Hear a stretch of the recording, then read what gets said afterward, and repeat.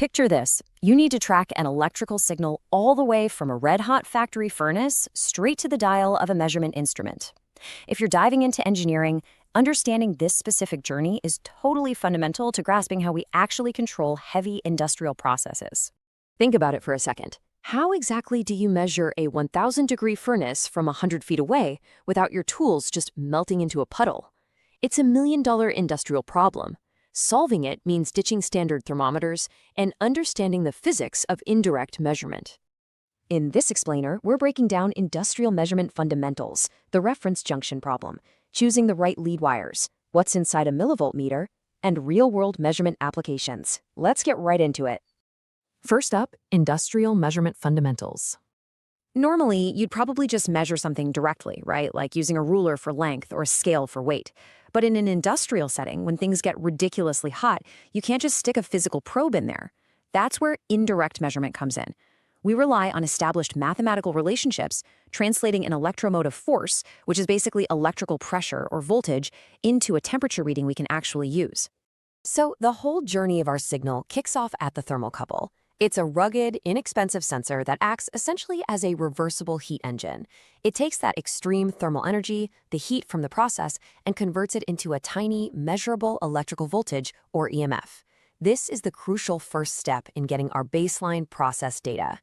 Which brings us to Section 2, the reference junction problem.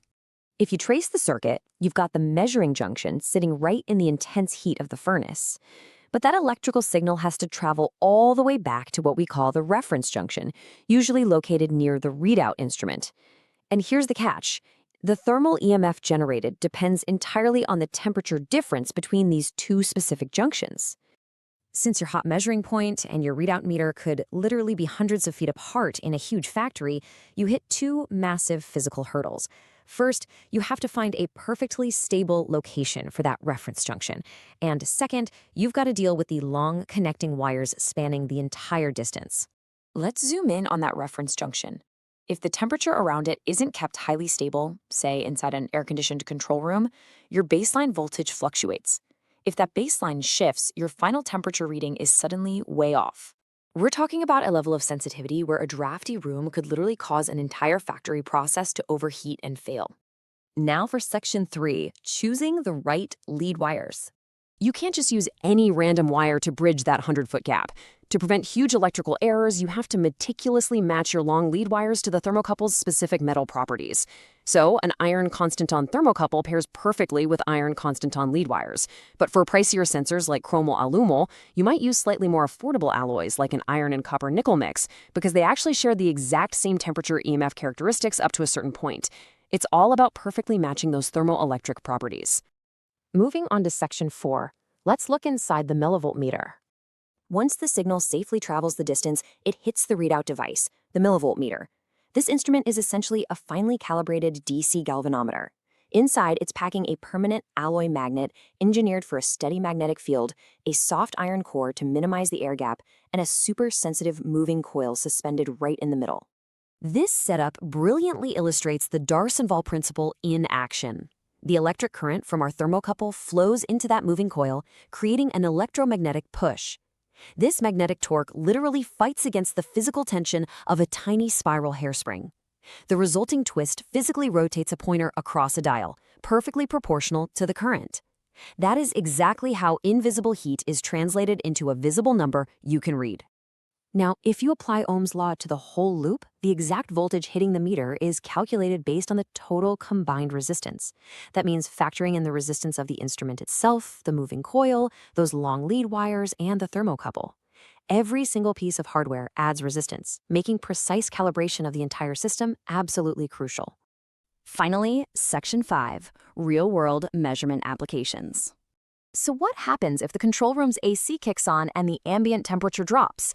The reference junction temperature goes down, which artificially spikes your EMF and threatens to give a falsely high reading. To fix this on the fly, Milli-Voltmeters use a seriously clever mechanical trick. A bimetallic strip inside automatically adjusts the physical tension on that hairspring as the room temperature changes. It instantly counteracts the error, providing reference junction compensation to keep your reading dead-on accurate. Back at the furnace, we also have to protect the delicate measuring junction from getting destroyed by corrosive gases or abrasion. So we armor it up in heavy metallic or ceramic sleeves called thermowells. But here's the catch. Wrapping the sensor in armor increases its effective time constant.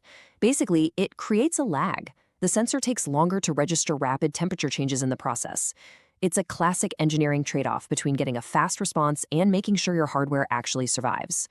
So, as you head into the lab or onto the plant floor, ask yourself this. Based on everything we've talked about, how do the physical realities of a noisy, vibrating factory test every single step of this delicate signals journey? Severe environmental factors can absolutely force you to constantly recalibrate your instruments. Understanding these vulnerabilities is exactly what separates a decent technician from a great engineer. Thanks for hanging out with me for this explainer, and keep questioning how the industrial world works around you.